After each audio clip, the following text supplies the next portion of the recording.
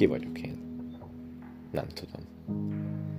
De azt tudom, hogy mikor biciklizek az erdőben naplementekor, és a fák levelén átsüt a fény. Mint a szellemként figyelném a mindenhatót, ahogy fényt hoz a sötétség előtt. És eszembe jut egy emlék, mikor az iskolába menet megpillantottam a napfelkeltét.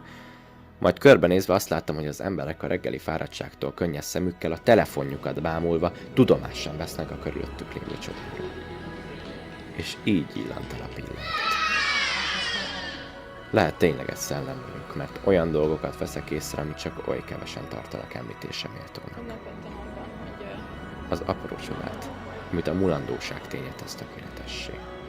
A fényből is olyan hamar lesz sötétség, mint a sötétségből világosság. Én is így változom, és egyszer én is így maradok egy pillanat csupán a múlt végtelenjében.